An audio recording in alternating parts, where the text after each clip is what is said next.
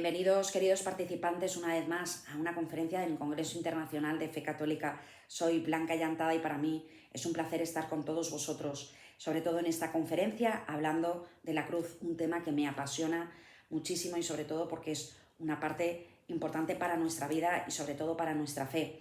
Bien, nos remontamos al Apocalipsis capítulo 12 y donde nos va relatando en el Apocalipsis, nos va relatando especialmente del versículo del 1 al 7, nos va relatando la venida de Jesús y sobre todo de la Virgen María y la vida de Jesús. Pero si nos vamos al versículo 7, nos dice: se declaró la guerra en el cielo, Miguel y sus ángeles luchaban contra el dragón luchaba asistido de sus ángeles, pero no vencían y perdieron su puesto en el cielo. El dragón gigante, la serpiente primitiva, llamada Diablo y Satanás, que engañaba a todo el mundo, fue arrojado a la tierra con todos sus ángeles, con todos los ángeles que habían sido sometidos a una prueba en el cielo, que no fueron fieles a Dios. Yo siempre digo que esa prueba que Dios pone a los ángeles no fue de la noche a la mañana que los ángeles se convirtieran en demonios, sino tuvieron un proceso en el Evo, en el tiempo de Dios, en el cual en ese proceso pasaron por 3 fases. La primera fue cuando empezaron a sembrar esa duda, la segunda es cuando esa duda la convierten en una afirmación y la tercera parte es cuando ya esa afirmación la convierten para ser parte de la voluntad y actuar en contra de Dios, con lo cual tu voluntad se aleja totalmente de la voluntad de Dios. Y cuanto mayor es esa aceptación y esa duda, o sea, que tu voluntad se va afianzando en contra de la voluntad de Dios, mayor es tu inteligencia para justificar el mal. Es decir, ya no hay, se queda esa ausencia de pecado. Daros cuenta de que el demonio como ángel fueron manipulando la información en la cual ellos fueron creados para alabar y adorar a Dios. Y ellos se veían que carecían de ese libre albedrío de querer hacer lo que ellos querían, no siendo la voluntad del Creador. Con lo cual ellos se van alejando y albergando en estas dudas y sobre todo van alejándose de la voluntad de Dios para hacer su libre albedrío. Bien, es importante porque tenemos 3 enemigos del alma. Uno es el demonio, otro es la carne, que somos nosotros mismos, y otro es el mundo, ¿verdad? A través de todo lo que hay con el modernismo, el conocimiento.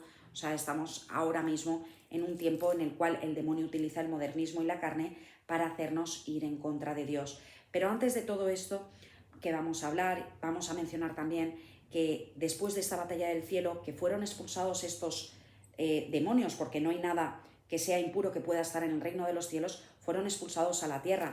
Y en el Génesis nos va relatando cómo Dios crea para ese espacio que queda en el cielo de esos ángeles expulsados, crea a una imagen, a una criatura a imagen y semejanza de Dios, con menor poder que los ángeles, pero con la misma imagen y semejanza que Él, ¿no?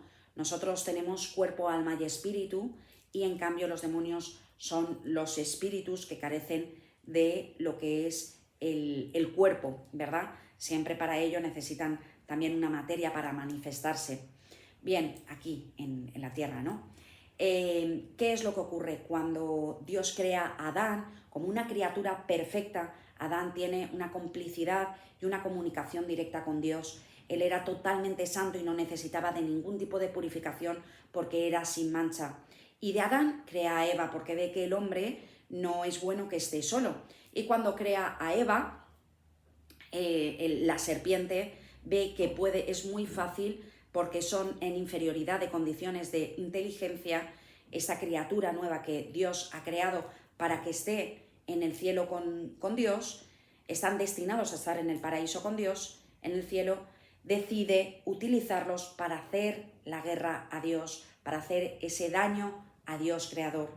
¿Qué es lo que hace? Sabiendo pues que Adán tenía una perfecta santidad, decide atacar a Eva, y a Eva, porque es la debilidad del hombre, era más fácil atacar a Eva para atacar a Adán. Con lo cual, cuando ellos cometen ese pecado en desobediencia, que fijaros que es igual como los pasos que fueron sometidos los ángeles a demonios, ¿no? Primero, albergando la duda, le hace crear a Eva sus dudas de lo que Dios le había dicho.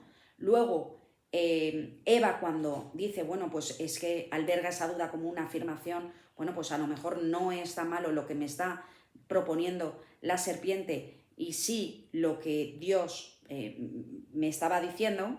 ¿Qué es lo que hacen? Pues la voluntad de Eva va en contra de los planes de Dios, con lo cual se abre una desconfianza y se abre el pecado original para toda la humanidad, ¿no? Todos los descendientes. ¿Qué es lo que ocurre? Que nosotros cuando nacemos con ese pecado, con esa separación totalmente de la unidad de Dios. Nacemos con esa herida separados de Dios. Cuando en el Antiguo Testamento Dios se va revelando al pueblo a través de la boca de los profetas y les va revelando todas estas verdades. Pero ¿qué es lo que ocurre? Que el pueblo era un pueblo que tendía al politeísmo y sobre todo en su ignorancia de inteligencia se dejaban engañar, porque al abrir la puerta al mundo, al pecado, también se la abrieron al diablo, con lo cual el diablo tenía pues esa potestad contra todos aquellos que no tenían el sello de hijo de Dios, ¿no? ¿Qué es lo que ocurre? Que veía a Dios como su pueblo se iba perdiendo y les mandan las leyes del amor de Dios. Esos mandamientos se los manda directamente a Moisés, pero el pueblo sigue sin hacer caso y se siguen perdiendo, con lo cual no llegaban al cielo porque no estaban con su alma purificada. Dios, al ver todo esto, decide enviar a su único hijo, el verbo de Dios, el Hijo de Dios se hizo hombre, ¿no? Ya a esa virgen que había escogido, a esa segunda Eva, sin pecado original, porque nada que pueda ser impuro puede albergar algo del reino de los cielos, con lo cual María tenía que ser muy pura para albergar al mismísimo Hijo de Dios. María le da la condición de verdadero Dios, verdadero hombre, perdón, y el Espíritu Santo le da la condición de verdadero Dios. Así nace Jesucristo, verdadero Dios y verdadero hombre, con lo cual Jesús tiene una misión. Primero, enseñarnos a cómo llevar la santidad y sobre todo nos enseña que la antigua ley que fue dada de Moisés, de Dios a Moisés para los hombres, es unificada con la nueva ley que Jesús nos está enseñando. Jesús nos enseña con esta nueva ley a cómo tenemos que actuar, cómo tenemos que ser santos y sobre todo el camino para poder llegar al cielo. Y especialmente con los méritos de su pasión y de su muerte, lo que nos deja es ese beso de reconciliación para podernos unificar en el amor de Cristo y poder llegar a Dios. Nos deja también muchísimas cosas con la cruz, especialmente cuando muere, pues sobre todo reparando todo ese daño desde el pecado original, la desobediencia, que fue obediente hasta el final, muriendo desnudo en la cruz, ¿no? Y dando su vida, especialmente despreciando la vida en el cuerpo para llegar y pasar a la vida eterna, ¿no? Es curioso porque si veis en el credo, dice, falleció y descendió a los infiernos, ¿no? Cuando descienda a los infiernos es para sacar a todos esos profetas y todas las almas justas que estaban en ese estado y no podían ser purificadas por ellas mismas para llegar al cielo. Pues con la cruz Jesús desciende a los infiernos para poder sacar y llevarse a todos los profetas y a todos los justos a ese cielo, ¿no? Es impresionante porque con la cruz Jesús en la vida pública, antes de la cruz y después de la cruz, nos va regalando, sobre todo especialmente, nos va regalando todos los sacramentos. ¿Por medio de quién? Del Espíritu Santo. Dice Jesús, os conviene que yo me vaya para que venga mi Padre, para que envíe a otro Consolador, al que tiene que venir y el que tiene, os tiene que recordar todo y especialmente os enseñará cosas nuevas. Os conviene que yo me vaya, ¿no? Es fundamental que el Espíritu Santo viniera, sobre todo para instituir lo que es el sacramento del bautismo, porque nos convierte en hijos de Dios. Al convertirnos en hijos de Dios ya podemos ser templos del Espíritu Santo y purificar nuestra alma como templo del Espíritu Santo. Es importantísimo entender esto. En el Antiguo Testamento no eran templos del Espíritu Santo y Jesús viene para poder llegar como Nuevo Testamento, en el Nuevo Testamento, o sea, después del Nuevo Testamento, o sea, en la cruz, para poder ser templos del Espíritu Santo y podernos purificar y llegar directamente en santidad al cielo. Viene el Espíritu Santo en Pentecostés, ahí se funda la Iglesia Católica junto a María y los apóstoles. la iglesia cristiana, la iglesia que tenemos hoy en día con Pedro. Pedro, sobre esta roca edificaré mi iglesia. Es importantísimo entender esto porque la iglesia es santa, es pura y nos viene desde la cruz, ¿no? Y en el comienzo comienza con el Espíritu Santo, que es el pulmón. Hay muchos esquejes cuando uno, por ejemplo, coge una planta de un árbol, ¿no? O sea, coge una ramita, la pone en una botella de agua y ahí salen ramitas. Bueno, pues esas ramitas que tienen raíces, yo las planto en otro sitio, en otra parte del mundo, con otra tierra, con otra agua, no es el mismo árbol, no da el mismo fruto. Esto pasa también con muchas iglesias que el hombre ha ido haciendo. Está la iglesia de Dios y está la iglesia de los hombres, ¿de acuerdo? Entonces es importante conocer también nuestros orígenes, conocer toda la historia, sobre todo aprender por qué el Espíritu Santo funda la iglesia católica, donde los 7 sacramentos son importantísimos, los relatamos y aquí nos expandimos mucho en la aventura de la santidad. El Espíritu Santo tenía muchas misiones y especialmente tuvo desde la creación, que nos lo va relatando en el Génesis, que aparece en el Génesis capítulo 1, hasta, bueno, de hablar por la boca a través de los profetas en el Antiguo Testamento, hasta la concepción y el nacimiento de Cristo, que es lo más grande en la historia de la creación y la salvación. Sobre todo es acompañar y ser corredentor con Jesucristo en la cruz para ser fundador de la Iglesia Católica, ¿no? Lo más importante es que se incluye en esta obra perfecta del Espíritu Santo es la de María, ¿no? También con su concepción virginal y con el nacimiento del Mesías.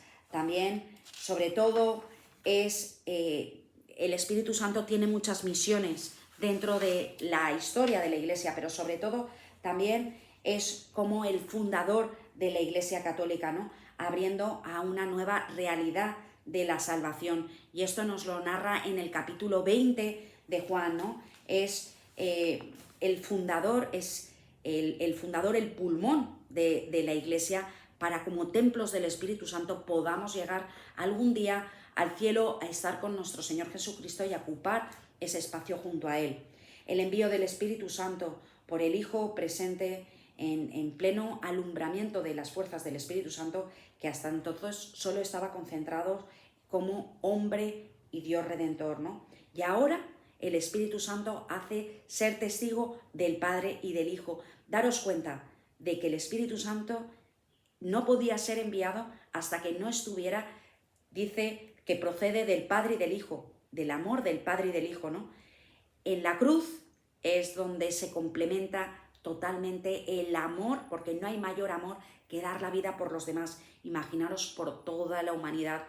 El mayor acto de amor que Dios hace es entregar a su Hijo hasta la muerte, hasta morir en esa cruz. Por eso el Espíritu Santo no se nos pudo enviar, porque es el perfecto amor para ser enviados como templos del Espíritu Santo, para que nosotros mismos podamos llegar a esa perfección de amor del Padre y de amor del Hijo, unido con el Espíritu Santo santificador. Sobre todo el Espíritu Santo mantiene viva la Iglesia, va realizando esa obra realizada ya por Cristo, y esto nos lo narra en Mateo también, capítulo 28, versículo 19. Por medio de María pone en comunión con Cristo a los hombres como un objeto de amor benevolente con Dios, y nos lo deja en Lucas capítulo 2, versículo 14. Sobre todo su misión es enseñarnos y recordarnos, enseñarnos cosas nuevas y recordarnos todo lo que Cristo nos ha dicho.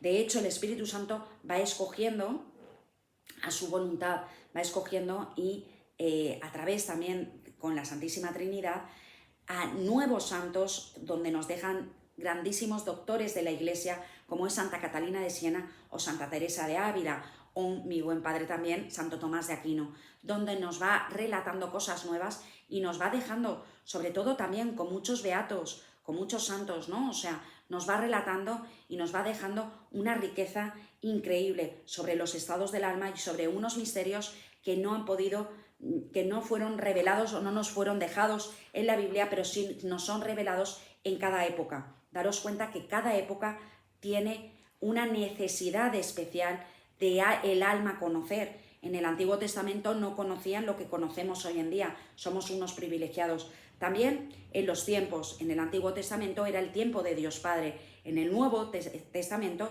es el tiempo de Jesús, pero ahora estamos en los tiempos del Espíritu Santo, con lo cual es importante que conozcamos como hijos de Dios y para vivir un estado de gracia, y porque la misión que tú tienes y la que te deja Jesucristo es la de la perfecta santidad para poder llegar al cielo con Dios. Hasta aquí, queridos hermanos, que he querido compartir con todos vosotros un trocito de esta conferencia. Podéis escribirme en info@benisantespiritus.es si queréis tener más información sobre esto. También os invito a que sigáis participando en este congreso con todas las conferencias y con todas las personas que han hecho posible que podamos tener esta conferencia online gratuita, y sobre todo para que puedan llegar a todos los hogares, a todos los lugares y a todos los rincones con todas las personas y con todos vosotros. Un abrazo, que Dios os bendiga y que el Espíritu Santo os guíe, os acompañe y especialmente os abra el corazón a esa gracia santificante de la santidad. Un abrazo y muchas gracias.